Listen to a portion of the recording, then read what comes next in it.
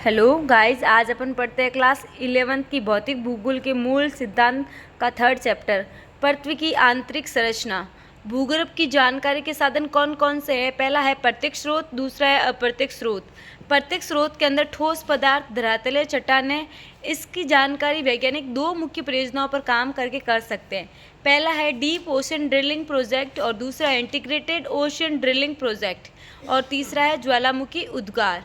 खनन क्रिया अप्रत्यक्ष स्रोतों के अंतर्गत है खनन क्रिया, उल्काएं, गुरुत्वाकर्षण, चुंबकीय क्षेत्र और तीसरा है भूकंप संबंधी क्रियाएं। अब अपन जानते हैं भूकंप क्या है। भूकंपीय तरंगों का अध्ययन पृथ्वी की आंतरिक परतों का संपूर्ण चित्र प्रस्तुत करता है। साधारण भाषा में भूकंप का अर्थ है भूमि का या पृथ्वी का कंपन। वह स्थान जहाँ से ऊर्जा निकलती है भूकंप का उद्गम केंद्र कहलाता है। इसे अवकेंद्रक भी कहा जाता है। ऊर्जा तरंग अलग अलग दिशाओं में चलती हुई पृथ्वी की सतह तक पहुंचती हैं। भूतल पर वह बिंदु जो उद्गम केंद्र के समीपतम होता है अधिकेंद्र कहलाता है। अधिकेंद्र पर ही सबसे पहले तरंगों को महसूस किया जाता है। अधिकेंद्र उद्गम केंद्र के ठीक ऊपर 90 डिग्री के कोण पर होता है। दूसरा अपन पढ़ते हैं कि भूकंपीय तरंगें क्या होती हैं। स्थल मंडल पृथ्वी के धरातल से 200 किलोमीटर तक गहराई वाले भाग को कहते हैं। स्थल मंडल किसे कहते हैं? जो जमीन से 200 किलोमीटर तक की गहराई वाला भाग है उसे स्थल मंडल कहेंगे। भूकंपीय के तरंगें दो प्रकार की होती है। पहला है भूगर्भिक तरंगें और दूसरा है धरातलीय तरंगें।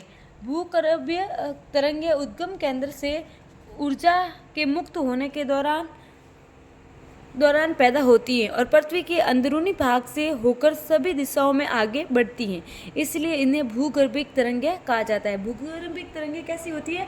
जो पृथ्वी के अंदरूनी भाग से निकलकर सभी दिशाओं में फैलती है। और भूगर्भीय तरंगों एवं धरातलीय शैलों के मध्य अन्योन्य क्रिया के कारण नई तरंगें उत्पन्न होती हैं, जिन्हें धरातलीय तरंगें कहा जाता है। धरातलीय तरंगें किसे कहते हैं? जो भूगर्भ से निकलकर धरातल पर फैलती है और उनके साथ दूसरी क्रियाएं करने लग जाती हैं, तो उनको क्या कहेंगे अपन? धरातलीय तरंगे। और भूगर्भिक तरंगें दो प्रकार की होती है, पी तरंगे और एस तरंगे। पी तरंगे कैसी होती है? तीव्र गति से चलने वाली, धरातल पर पहले पहुंचने वाली और प्राथमिक तरंगे कहते हैं इन्हें। और एस तरंगे क्या होती है? एस तरंगे कुछ समय बाद पहुंचती हैं और द्वितीय तरंग केवल ठोस पदार्थों के माध्यम से ही चलती है। जो पी तरंगे होती है वह तीव्र गति से निकलती है। जब भूकंप आता है तो पहले निकल जाती है, इसलिए इसको क्या कहते हैं? प्राथमिक तरंगे। लेकिन जो एस तरंगे हैं वो धीरे धीरे और बाद में पृथ्वी के धरातल पर पहुंचते हैं, इसलिए इसको क्या कहते हैं? द्वितीयक तरंगे या फिर केवल ठोस पदार्थों में ही ये चलती है। भूकंपीय तरंगों का संचरण। पी तरंगों से कंपन की दिशा तरंगों की दिशा के समांतर ही होती है। यह संचरण गति की दिशा में ही पदार्थ पर दबाव डालती हैं।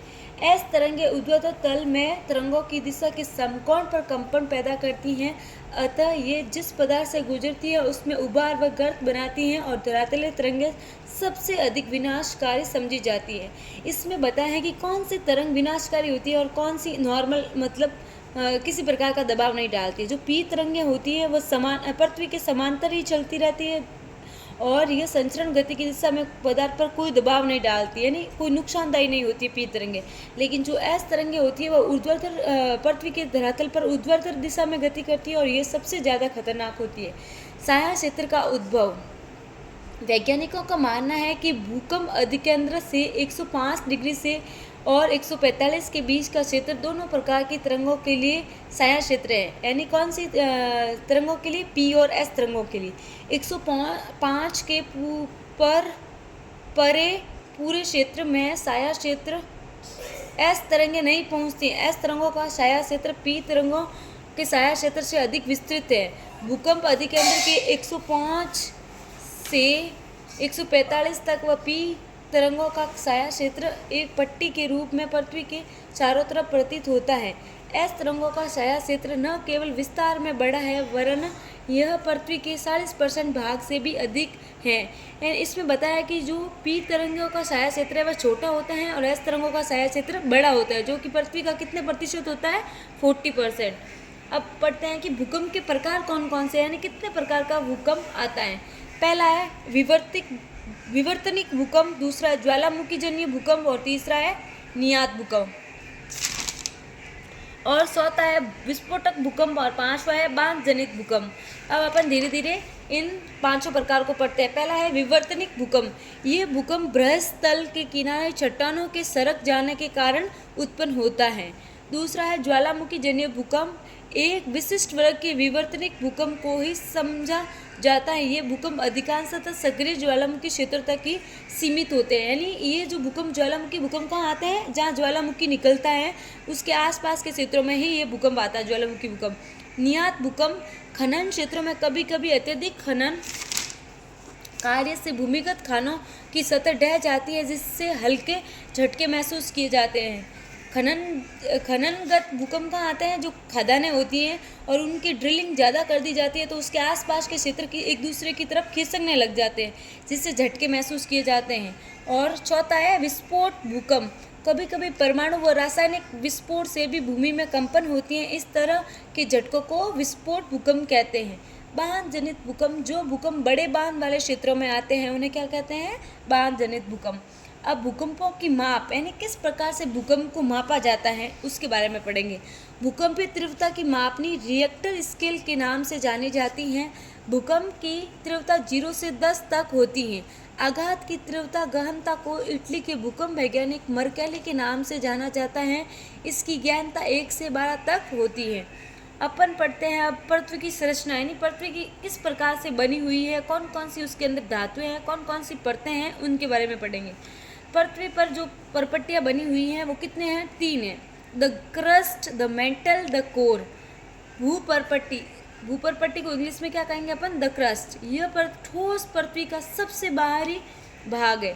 यह बहुत भंगुर भाग है जिसमें जल्दी टूट जाने की प्रवृत्ति पाई जाती है। भूपरपट्टी की मोटाई महाद्वीपों व महासागरों के नीचे अलग अलग होती है। महासागरों में भूपरपट्टी की मोटाई महाद्वीपों की तुलना में कम है।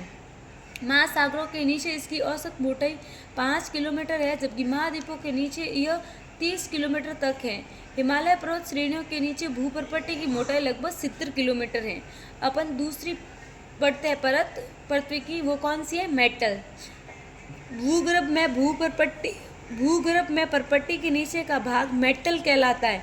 यह मोह शांतय से आरंभ होकर 2900 किलोमीटर की गहराई तक पाया जाता है। ज्वालामुखी उद्गार के दौरान जो लावा धरातल पर पहुंचता है उसका मुख्य स्रोत यही है। यानी जो ज्वालामुखी जब निकलता है तो उसके अंदर जो लावा बाहर निकलता है वो सबसे मुख्य कारण किसके कारण निकलता है, मेटल के कारण। उसका मुख्य स्रोत यही है। भूपरपट्टी और मेटल का ऊपरी भाग मिलकर स्थलमंडल कहलाते हैं। इसकी मोटाई 10 से 200 किलोमीटर के बीच पाई जाती है। अब तीसरी परत कौन सी है पृथ्वी की, क्रोड। क्रोड व मेटल की सीमा 2900 किलोमीटर की गहराई पर है। बाह्य क्रोड तरल अवस्था में है, जबकि आंतरिक क्रोड ठोस अवस्था में है। क्रोड भारी पदार्थों मुख्यतः निकेल व लोहे का बना है। इसे नीफे परत के नाम से भी जाना जाता है। अब अपन पढ़ेंगे कि ज्वालामुखी व ज्वालामुखी निर्मित स्वरूप क्या है। ज्वालामुखी वह स्थान है जहाँ से निकलकर गैसें, राख और तरल चट्टाने पदार्थ लावा पृथ्वी के धरातल तक पहुँचता है। ज्वालामुखी क्या होता है, जब चट्टाने अंदर प्रेशर और तापमान और प्रेशर के कारण जब ज़्यादा लावा बन जाता है और वो पृथ्वी के अंदर इतना वाइब्रेट होने लगता है कि वो बाहर ज्वालामुखी के रूप में निकलता है। और ज्वालामुखी में प्रमुख रूप से क्या निकलता है, लावा निकलता है, गैसें निकलती है, राख और तरल चट्टानी पदार्थ निकलता है। ज्वालामुखी के प्रकार कौन कौन से, शील्ड ज्वालामुखी, दूसरा मिश्रित ज्वालामुखी, तीसरा ज्वालामुखी कुंड और चौथा है बेसाल्ट प्रवाह क्षेत्र और पांचवा है मध्य महासागरीय कटक ज्वालामुखी। शील्ड ज्वालामुखी के अंदर क्या आता है कि बेसाल्ट प्रवाह को छोड़कर पृथ्वी पर पाए जाने वाले सभी ज्वालामुखी में शील्ड ज्वालामुखी सबसे विशाल है। उदाहरण हवाई द्वीप ज्वालामुखी तरल लावा के ठंडे होने से बनते हैं और ये जो ज्वालामुखी होते हैं वो कम विस्फोटक होते हैं। इन ज्वालामुखी से लावा फुहारे के रूप में बाहर आता है और निकास पर एक शंकु बनाता है जो सिंडर शंकु के रूप में विकसित होता है। दूसरा ज्वालामुखी किस प्रकार का है, मिश्रित ज्वालामुखी। इन ज्वालामुखी से बेसाल्ट की अपेक्षा अधिक ठंडे व श्यान लावा उद्गार होते हैं। प्राय ये ज्वालामुखी भीषण विस्फोटक होते हैं। इनसे लावा के साथ भारी मात्रा में ज्वलन खंडाश्मी पदार्थ व राख भी